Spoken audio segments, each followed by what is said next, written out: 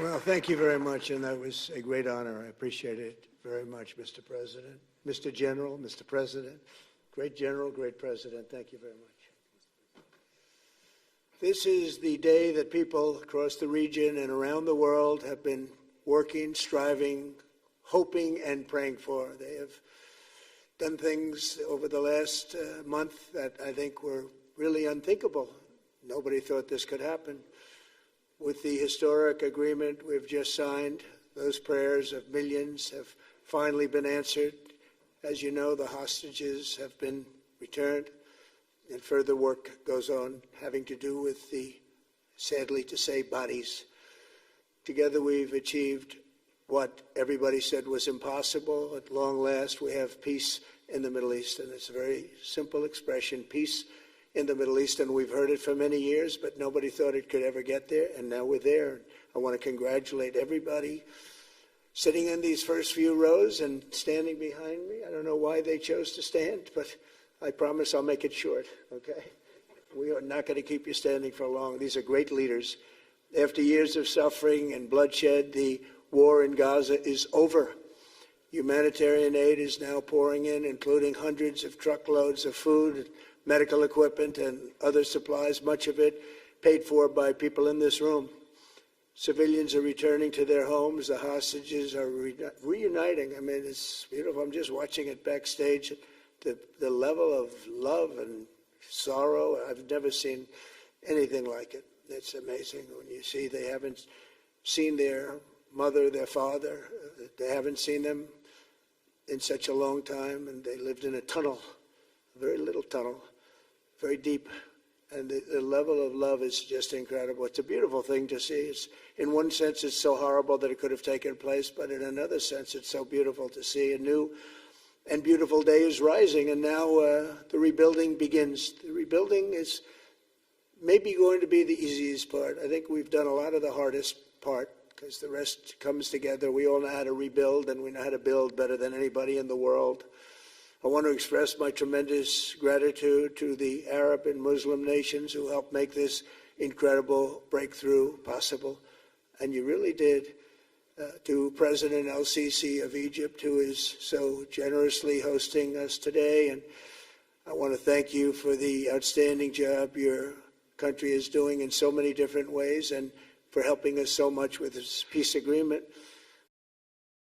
The Prime Minister is here, and you're going to give his regards. Where are you? There you go. Thank you very much. Do you want to say what you said to me the other day? Come, would you like to say what you said the other day? I think it was so nice. Please.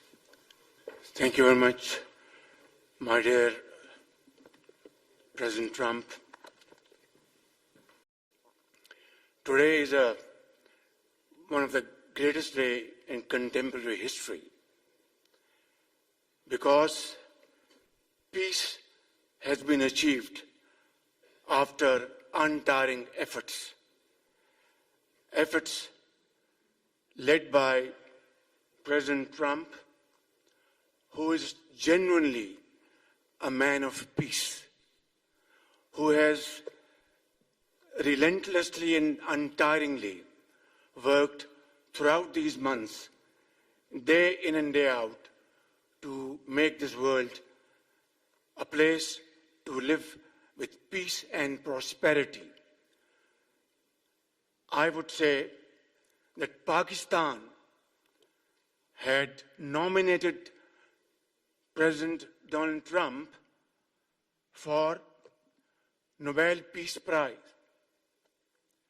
for his outstanding, extraordinary contributions to first stop war between India and Pakistan, and then achieve ceasefire along with his very wonderful team. And today, again, I would like to nominate this great president for Nobel Peace Prize, because I genuinely feel that he is the most genuine and most wonderful candidate for Peace Prize, because he has brought not only peace in South Asia, saved millions of people, their lives. And today, here in Sharm el-Sheikh, achieving peace in Gaza is saving millions of lives in the Middle East. Mr. President, I would like to salute you for your exemplary leadership, visionary leadership. And I think that you're the man this world needed most at this point in time. World would always remember you as a man who did everything, went out of the way to stop 7 and today 8 wars. Wow, I didn't expect that. Let's go home. There's nothing more I have to say. Goodbye, everybody. That was really beautiful and beautifully delivered. Wow, thank you very much. Benjamin Netanyahu, the Prime Minister, has not gone so far as to say the war is over. In your view, is the war between Israel and Hamas over? War is over. The war is over. You understand that? Are you confident that the ceasefire is going to hold? I think so. I think it's going to hold. A lot of reasons why it's going to hold. But I think people are tired of it. It's been centuries, okay? Not just recent, it's been centuries. I think people are tired of it. Yeah, the ceasefire is going to hold. What is the latest that you've heard about hostages, when they will be released? Do you expect to be with... Well, I hear the hostages might be even a little early, but I don't want to say that. So they have the hostages. I understand all 20, and we may get them out a little bit early. Getting them was amazing, actually, because we were involved, and they were in places that you don't want to know about. Deep